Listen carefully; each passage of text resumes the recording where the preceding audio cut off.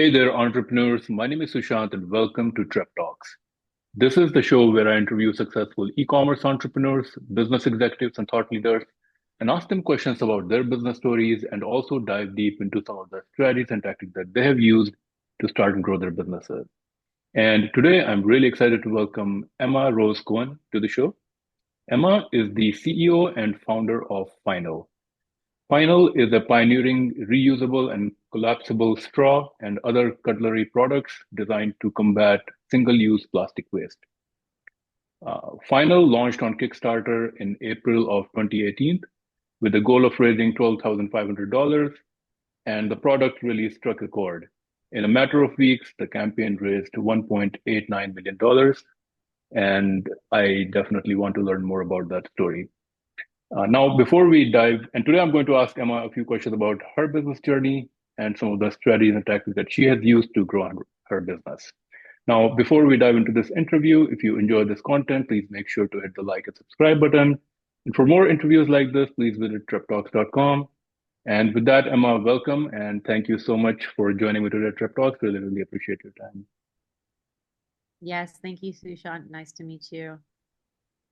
So, a very interesting business, and I also saw your Shark Tank episode. Can you share a little bit about? So, you started this business in 2018. This was before COVID. Can you share a little bit about your story? What were you doing before 2018? How did you get the idea, and what kind of really motivated you to start a reusable straw business? Okay. Yes. Well, I guess what was I doing before? I was being a ski bum. I was living up in Whistler, British Columbia, and eating ramen and trying to ski as much as possible. And I had just quit working at Los Alamos National Laboratory. I was working in their waste minimization department.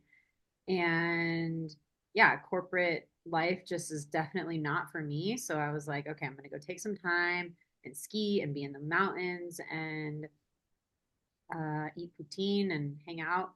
And just started working on this concept of a collapsible straw. There was nothing out there that like it that existed. And, the timing was really amazing because all of the legislation around single use plastic straws was starting to come into effect. And so, yeah, we just kind of nailed it on the timing and happened to launch a reusable collapsible straw as all of the legislation was coming out and there was nothing like it. And I believe now, recently, since in the Trump administration, I think this is one of these regulations that he has kind of overturned, right? Yeah, he really likes sucking on plastic. So he uh he overturned some legislation around the paper straws in like federal buildings. But ultimately I think that we have the momentum of the movement and people aren't going backwards. People want progress, they want to move forwards, and sure, some people will go back to plastic straws, but I think the majority of people see why they're a problem. And at the beginning of the movement, people were like, why are we focusing on something so small? And it's like, well, as my grandma likes to say, how do you eat an elephant? One bite at a time. So we have to focus on these small things that are really easy to change. If someone was like, I'll give you $10 million to eliminate straws from your life, you'd be like, easy, done. But if someone was like, I'll give you $10 million to eliminate all plastic from your life, that would be really, really hard. I mean, honestly, even, with the way I live, I think it would be almost impossible because plastic is everywhere. I'm drinking this like kombucha that has a plastic lid and it's just unavoidable, especially around packaging and food. So unless you're growing all your food and doing everything from scratch, you're probably interacting with plastic on a regular basis. So that's why I really like the straw as the kind of foot in the door on this movement. Let's start with something easy. Let's start with something accessible and something that like every person can relate with. Because anyone who's ever been, out to eat or gotten to go food, you get a plastic straw. whether you want it or not. So I call it non-consensual plastic when, you get given these things that are destined for landfill or worse, ending up in the oceans or, out out in nature somewhere. And you didn't really ask for it. You were just given it. And there's no viable pathway for, decomposition or dealing with this waste in a sustainable manner. Yeah. Yeah, no, everything you said is correct. And single-use plastics, now there's so many stuff that it's in the body, everybody's bodies and things like this. Um, Now, but the challenge here is I guess in the fact that this is a single use, you need it for a certain purpose, and then after that you don't want to hold it. So can you talk a little bit about your product and how it is solving some of those challenges, the design and how it kind of replaces this plastic straw? Totally. So, what's the number one reason people use single-use plastic? Convenience. Convenience. We do it because it's easy and it's convenient. So the concept was, how can we make a convenient alternative that's fun to use and easy to take with you wherever you go, and you're not going to forget it because it's on your keychain. And boom, that's how we made Final Straw. So it's a reusable, collapsible straw that fits in a little case that goes on your keychain. And it comes with a cleaning brush so you can clean it on the go. And yeah, if you take your keys with you, you'll never forget your straw.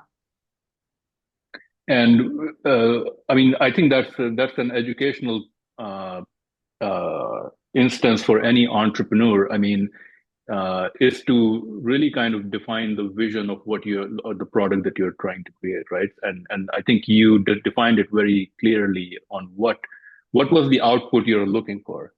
How do you go from having that vision to actually having some sort of a prototype or the product? Like, um, do you design it yourself somehow? Do you hire product designers? Like, what did you do to kind of get your first prototype? Yeah, so the first prototype was a combination of kind of, duct taping things together and also working with an industrial designer who was able to mock up a small box in CAD and then 3D print it. We're living in such a cool time where, it's pretty low cost to work with someone to make a CAD design and then 3D print it, where that was cost prohibitive 10 years ago. You had to work with a manufacturer and make an injection mold, and that was just a really high entry bar. So yeah, the case for the straw was mocked up by a designer, and this is the case that was on the Kickstarter. So if you look at our Kickstarter campaign, it's a very different product than what you would buy today. It was a concept. It was a, hey, let's see if this works.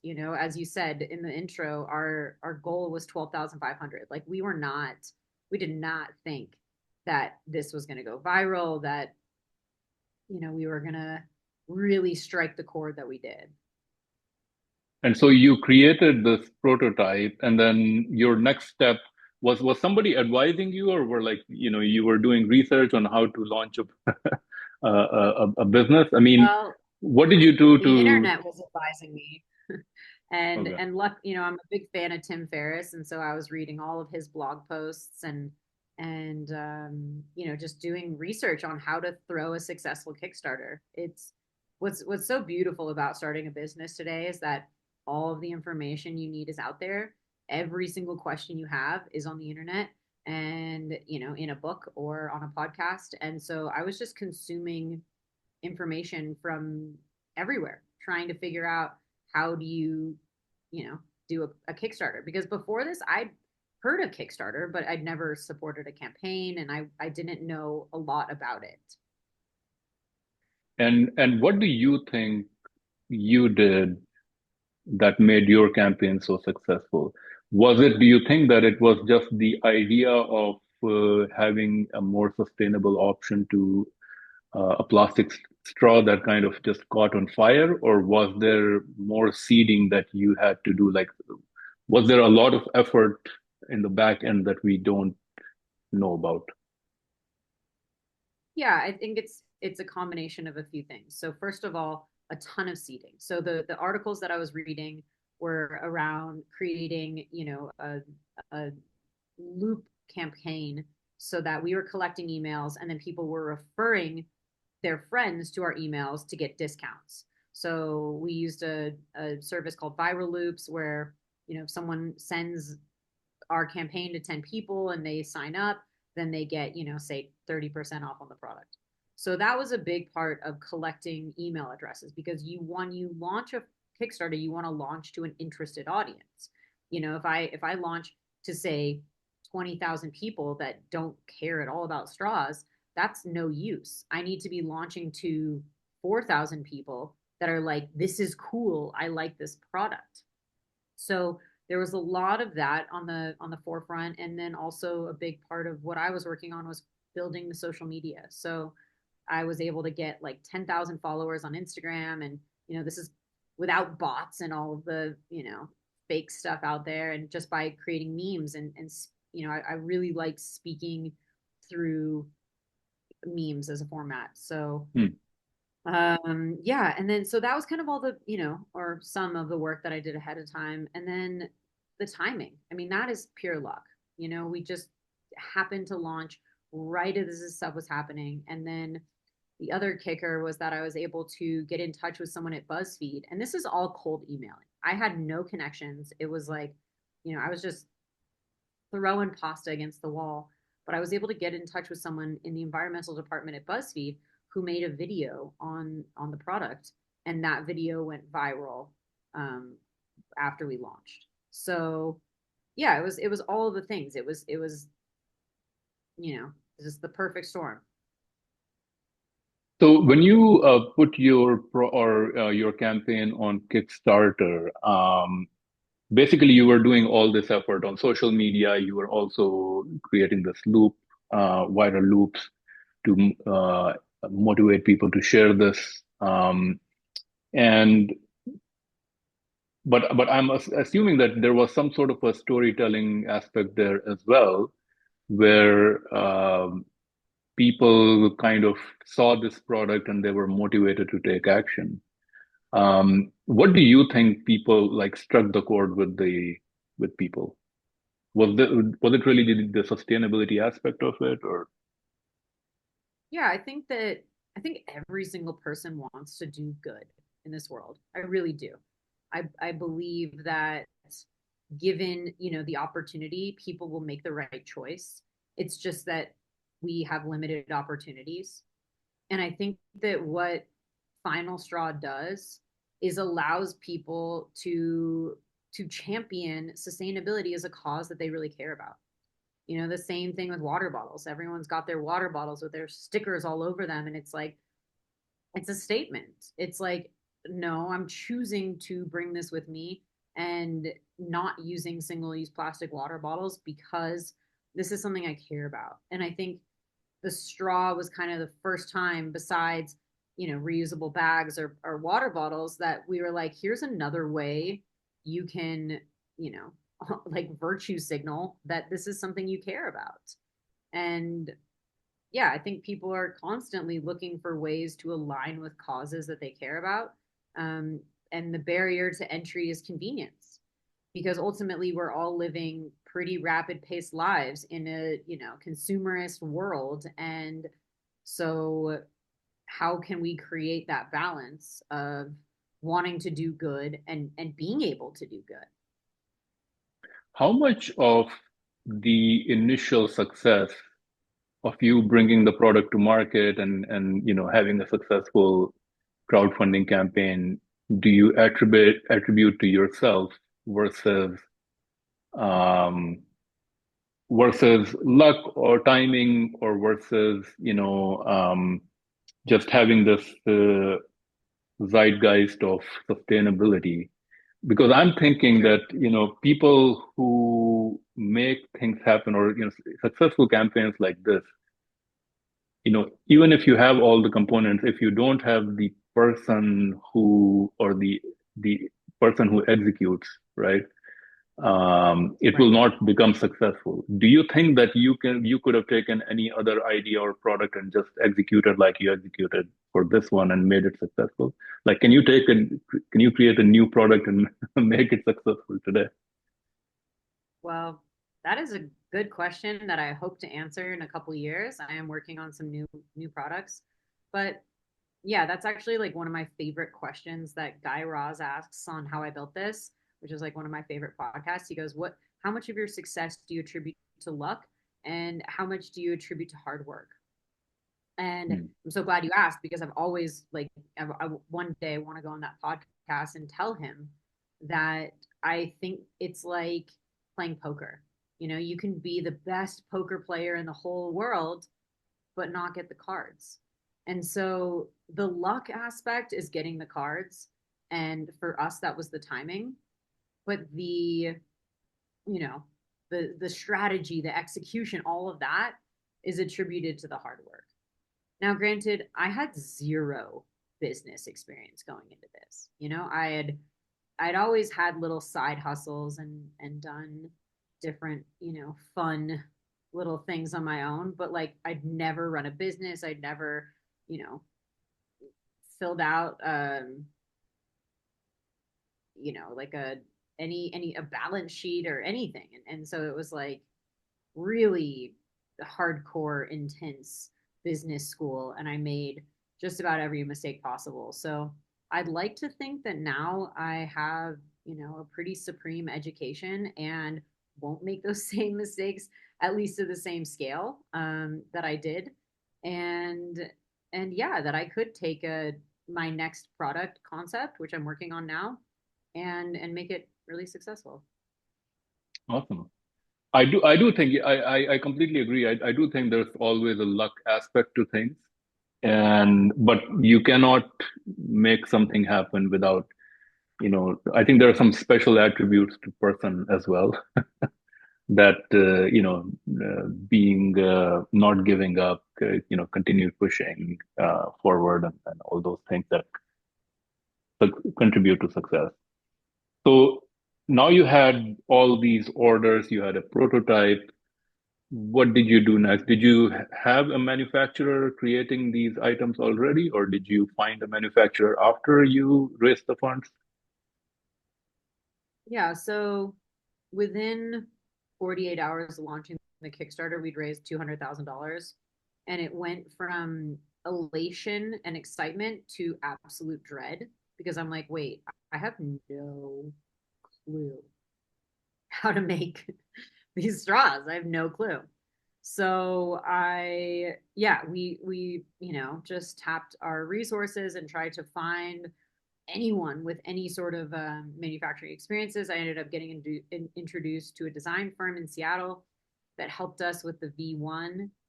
They also made the introduction to a manufacturer. So that's kind of how we were able to find the manufacturer, was through this design firm. And yeah.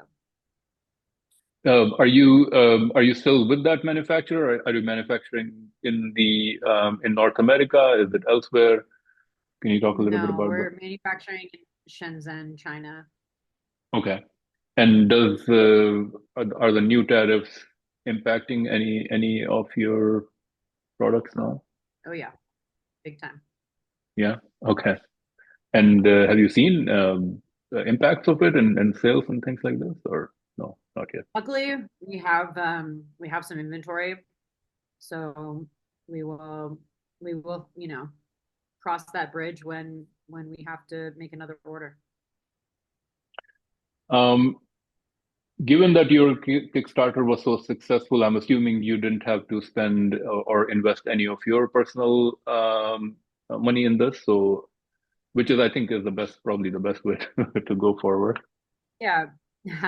Well, we needed money to do the Kickstarter. It cost about $30,000 to get everything for the Kickstarter together. So that was a friends and family loan that we just paid back like that. Wow, $30,000. What was the biggest component of that? I mean, there was just so many things. We were buying ads. We were, had to pay for. We made 100 prototypes that we handed out to influencers. We, um, I mean, if you watch the video, it was a pretty beautiful production. That was not cheap. Um, so yeah, it just adds up. Awesome. Um, in terms of your target market, what have you learned about your customers? I'm assuming, given like even though, as you said, everybody has the instinct to do good, and people want to be sustainable and so forth, but I think not everybody still is going to go out and buy this. Have you learned anything about your customers? Is there like a specific demographic that you are targeting? Yeah, I mean, I think we are in general, women want to use straws more than men, but I think our sport speaks to both genders, um, and or to all genders, and our target demographic is someone who wants to minimize their single-use plastic waste and is willing to shell out some money to invest in a product that they will have with them to make that shift. Now, when somebody buys this product, is it supposed to last them for a lifetime? Is there like a life of this product? Do you offer like any kind of warranties or anything like this? Yep, we have a lifetime guarantee. Wow, okay. That's awesome. I'm actually on your Instagram page, and I see now I see that when you mentioned that you have a very meme-based marketing approach. Um, are you kind of the chief marketing officer and storyteller here? Like, do you come up with these concepts, or someone else is creating these ideas? I mean, they're quite creative, I would say. Yeah, I've always been deeply involved in the marketing. That's kind of been the area of the business I've been most involved in. And yeah, over the years we've brought on people, but in this current moment, I'm focusing on that.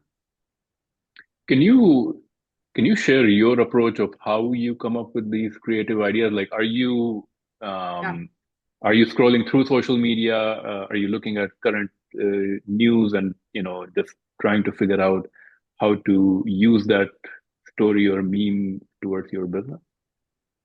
Yeah, that's it's honestly pretty simple. Yeah, either scrolling through social media. I also get Google News alerts for plastic pollution, single-use plastic, like, a host of kind of different things within our um market. And yeah, I just like making memes that are educational, that are telling people about what's going on, and then also funny and relevant. Awesome. How has your marketing evolved over time since 2018? Um, what was working before? What is working now? How, what is your best customer acquisition channel in terms of like marketing? I mean, I think what's evolved is like how I talk about the issues. I think I used to be a little bit scarier when I would talk to people about single-use plastic and be like, more on the lines of like, you're an ass if you don't care about this. And now you know, I think I have a more mature approach to it, and understanding that people have a lot that they care about, and just because they don't care about one specific facet of it all, that doesn't mean they don't care. And I think I'm just trying to appeal to people in a different way.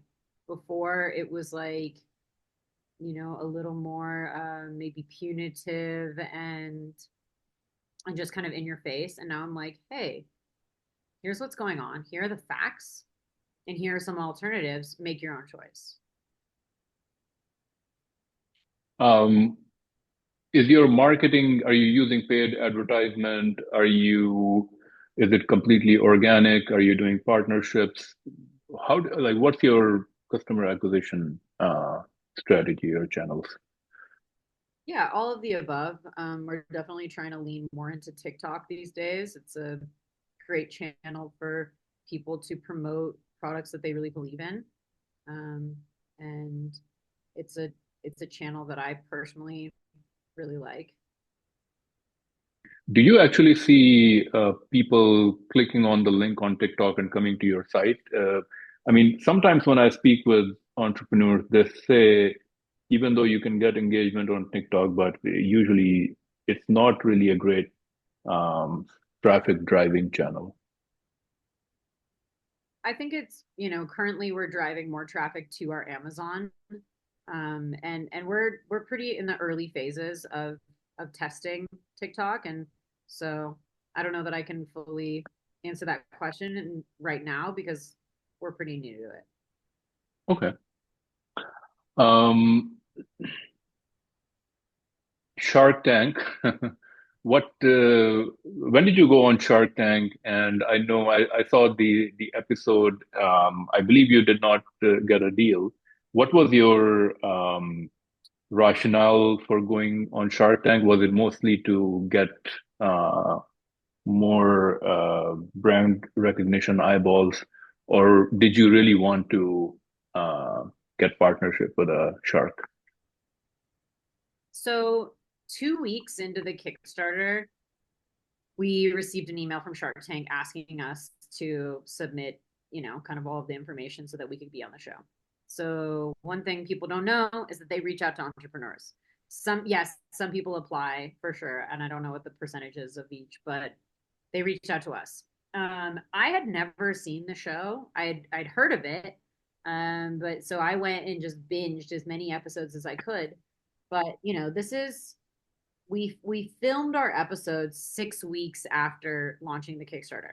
So I had $2 million in the bank, and we didn't need money.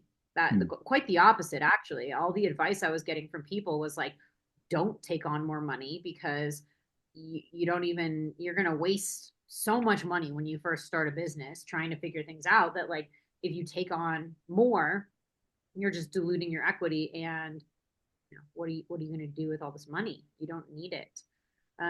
So I was open to potentially working with Mark. I think, I wanted a mentor. I wanted someone that was like knew what they were doing because I had no clue. But ultimately, like the terms that he offered, I did not like and was not wanting to give away that much of the business for, the valuation that he gave. And yeah, it was a whirlwind. I mean, we went on to Shark Tank with a prototype and we're not prepared and did not have, you know, they want to see they don't want to just see a product, they want to see a business. And Hmm. we didn't even have a product. We didn't have any customer reviews because no one had seen the product. So I think it was a tricky situation to go into, and we did our best, and I'd do a lot differently next time. But now I do see that you have added other products on your website. Um, Mm-hmm. can you talk a little bit about your other products and um, what's the strategy behind it? I mean, do you launch it to your existing customers? Are you seeing a lot of traction with other products, or is straw still your hero product? Yeah, the straw is still our hero product, um, but we did launch our products to existing customers. Everything got completely messed up because of COVID, and we are a travel, cutlery and straw business, and people just weren't traveling. So we saw a pretty big decline in sales. And yeah, I think we're still, working on giving the other products their big moments, and I think they will have them. It's just a matter of time and timing, like people are only going to adopt these products in a big way when they're ready. And there's so much going on right now. It's such a hard time for so many people that um, making sustainability the focus in this moment is challenging. With a product like this or sustainability as a business, I think the challenge is that when economy is not doing great, when people are not feeling like they have enough in the pocket for to support like extra things, not just the basic needs. That makes it difficult for business also. I mean, have you been feeling that for the last few years or more recently? Yes, yeah, definitely, with COVID have felt a pretty big decline in business. And ultimately, like I think in terms of like my morals, this product is so what I believe in. I believe making a product that lasts forever. I freaking hate when I buy something and it's expensive and it's nice and it breaks and then I email the company and they're like, that's not covered under warranty. And I'm like, why not? I spent $50 on a water bottle that lasted me 3 months. That is baloney. And so ultimately, like, so I created a company where we make a product that lasts forever and we back it forever because that's what we believe in. Is that a great business model? No, it's terrible. Like my business model is horrendous. So I am deeply aware of that. And I also think that, like there is a place in the market for this. There is a need for this. And also my next business that I'm working on has a little bit of a more sustainable business model in terms of reoccurring revenue. Okay. Um, do you keep in touch with sustainability materials? Like, is there anything out there in research or coming up in the market that's, which is not plastic, which is more usable as a consumer product item and degradable? Are there other materials that are promising? Oh yeah. I mean, people are spending a ton of time working on plastic alternatives. There's a company called Sway, and they're working on an algae-based plastic. There's some companies out of Japan that are doing some really cool work with biodegradable plastics. I mean, there's a lot of people working on the materials aspect of it. It's incredibly challenging because plastics and oil in general is a heavily subsidized industry. And so in order to make a material that is going to be as low cost is nearly impossible. But I think that, the people that are working on these things are just, hopeful that the subsidies are going to shift and that we're going to get to a breaking point where people are like, okay, we like really need to change the type of materials that we're using because this is not sustainable. And you know it's it can't go on like this forever. Yeah, I mean, it's not sustainable, it's not healthy. So yeah, definitely need to find alternatives. What are your biggest markets? Are you just selling in the US? Are you selling other places as well? And maybe if you can talk a little bit about your warehousing fulfillment strategy also. Yeah, we our biggest market is in the US. It always has been, but we do have a global market. We sell a lot in Canada and the UK and kind of all over Europe. Um, our we had a 3PL in California, third party logistics company that was selling or sending everything out for us. I recently moved that in house because it was so expensive and the volumes shifted. We were doing an insane amount of volume in 2018 and 2019 and we couldn't have done it ourselves, but now it's a little more doable to keep it in house. What are your thoughts on China market? I mean, I'm assuming that given that now China is kind of portraying this image of, being a developed nation, being kind of the leader in the world and so forth. I mean, I'm assuming that if you take your product there, they'll just I don't know, maybe it's already copied. Maybe they'll just copy it. So it's not, I mean, can you sell this product in a market like China? No. I mean, you can, of course, you can sell anything anywhere, but is it going to do well and is it worth the effort?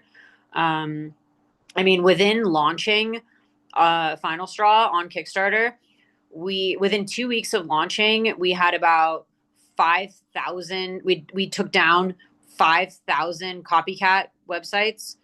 Hmm. To date, we have. I mean, it's tens of thousands of copycat websites. It's absurd. So the problem with a product like this in China is that there's so many copycats, and in enforcing intellectual property there is incredibly challenging. So, and people in general, the sentiment towards the environment and sustainability is not as popular as it is here. Yeah. I mean, it's a bit of a, I think, um, I don't know what the right word is, but they are now portraying themselves to be that like this advanced nation and everything, but it's like the thought process and have not evolved like in terms of. But I guess they can also make the case that they have to do that, like they can do it because they had to come up. They were the late bloomers, so to speak. So they have to. Uh, but yeah, I think it's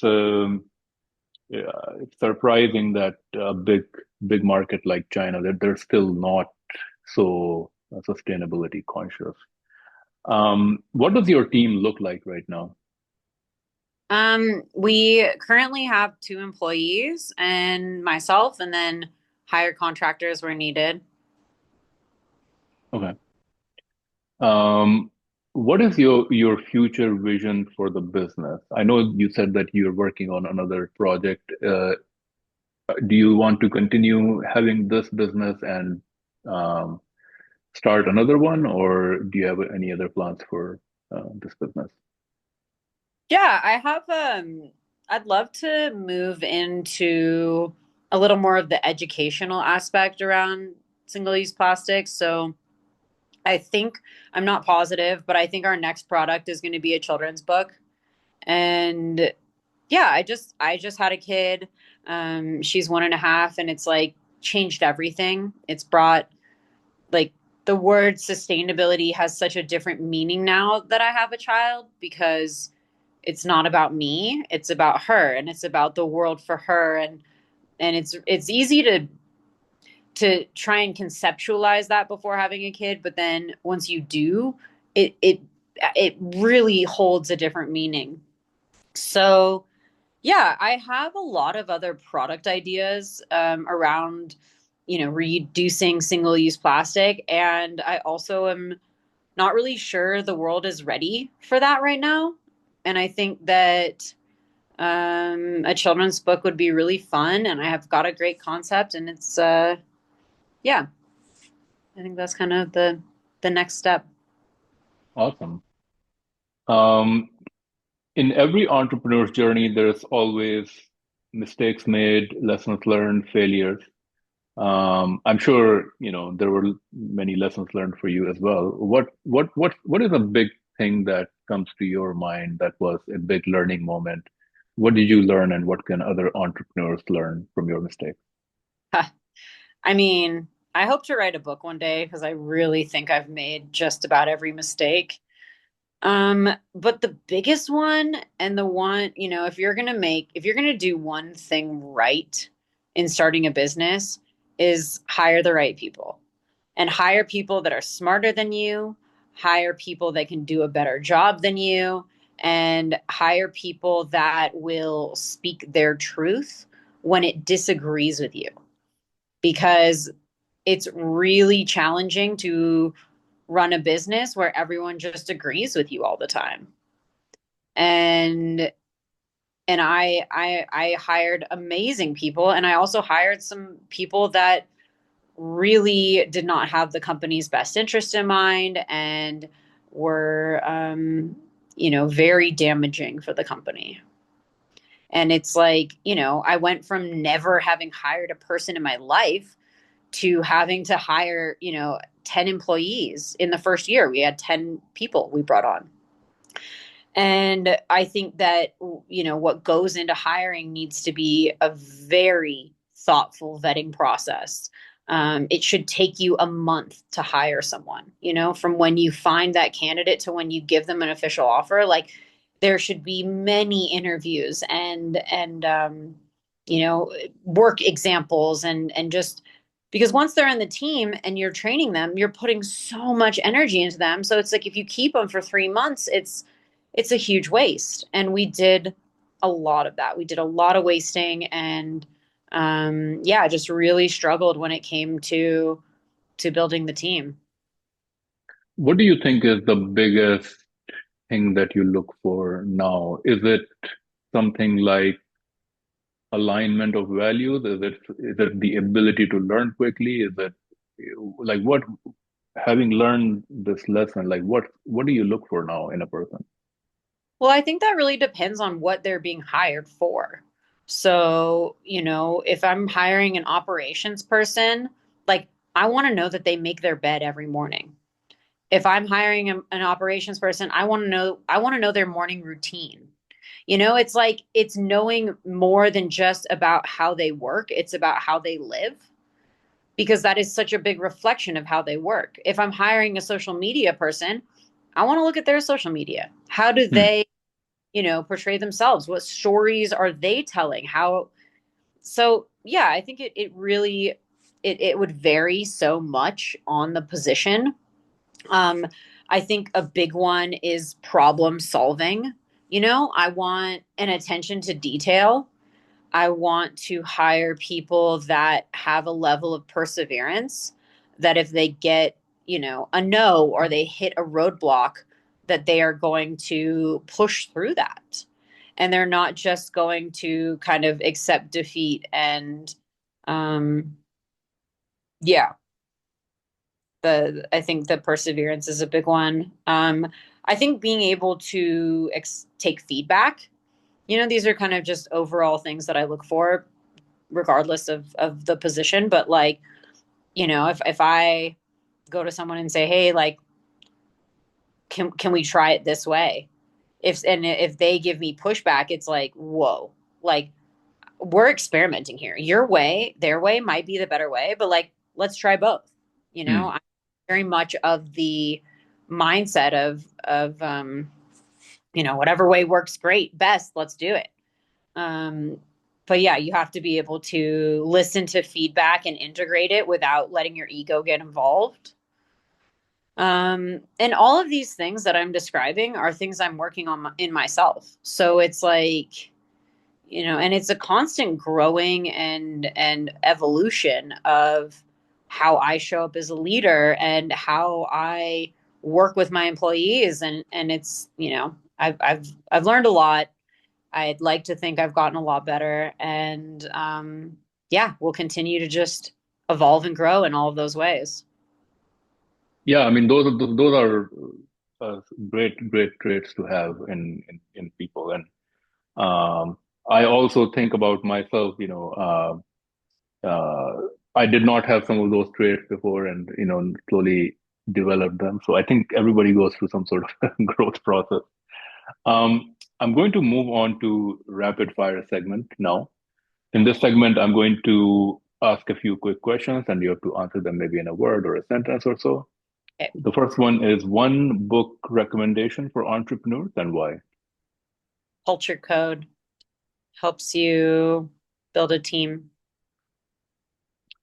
An innovative product or idea in the current e-commerce, retail, or tech landscape that you feel excited about. Theragun Mini and ChatGPT.